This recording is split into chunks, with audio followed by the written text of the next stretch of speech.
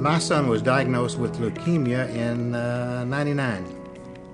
His doctor in Dallas at Baylor Hospital was Dr. Lusky. And somehow, Dr. Lusky and Dr. Drucker knew one another.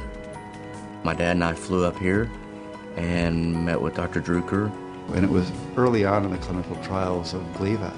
Here was somebody who had been beat up by his prior therapy, was failing his prior therapy, and was in desperate need of something new and different, and we had it.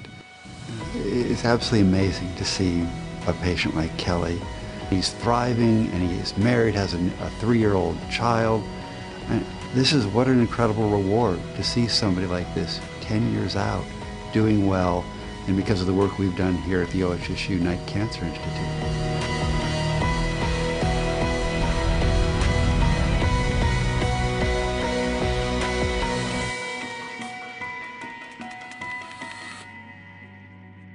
For decades, cancer seemed unbeatable.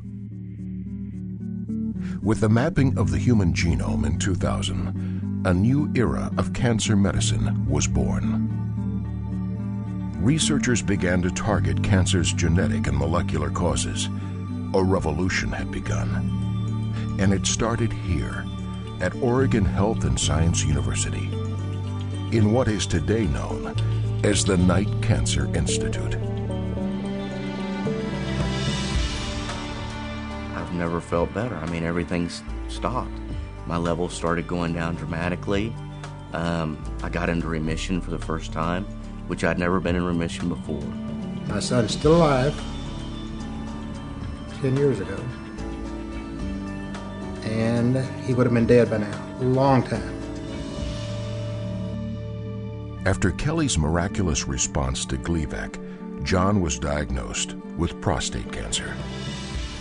All you got to do is keep a good attitude, because things are changing so rapidly in cancer research and study. The chances are you're going to make it if you can just hold in there long enough. The intersection of patient care and research is really what we're all about. You know, the reason that it drives me and the reason I chose to do this is because I wanted to see the world change for cancer patients. Well, it's the best in the world as far as I'm concerned. And it kind of breaks me up a little bit, because these people are so nice up here. They really are.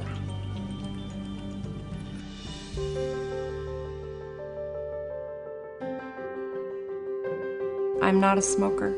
Never have been. I was a model, and I had 2 lovely kids, a lovely husband, and everything was going really well in my life. Ms. Guinasso is one of those never-smoking patients who developed lung cancer. Today, of the patients in the United States diagnosed with lung cancer, over half of them are either never smokers or former smokers. I think it was 3 months or 8 months to live and make your final arrangements. Margaret has outlived her original prognosis by more than 2 years.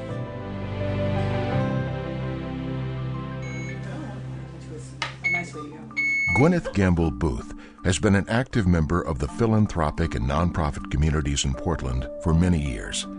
She did not know she would need the care, compassion, and cancer therapies offered by the OHSU Knight Cancer Institute within a year of her attendance at the opening of its new facilities in 2008. Her diagnosis? Ovarian cancer. The good thing was that it was stage 1, which is one of those cancers that is 90% curable. I feel very lucky that it was found when it was found and it could be treated so aggressively. When my treatment was finished at OHSU, I said a sad farewell, literally, to the people on the chemo floor, because after 5 months of being with them every third Friday, I felt very close to them. I loved them, and I felt they really cared for me. I mean, I know they did. Congratulations, it's your last treatment. Now we all wish the best for you.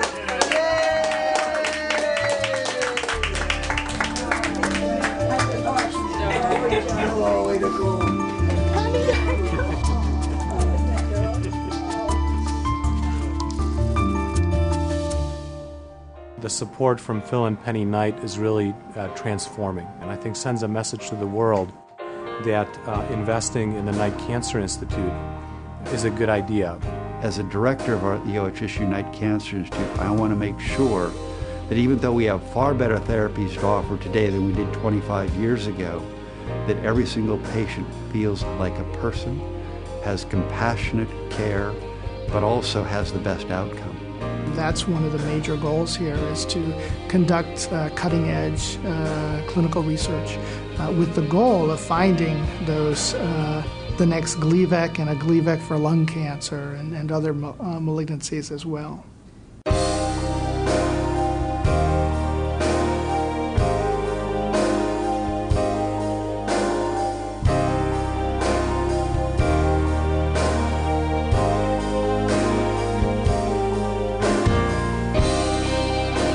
These, then, are the faces of cancer patients today at Oregon Health and Science University's Knight Cancer Institute.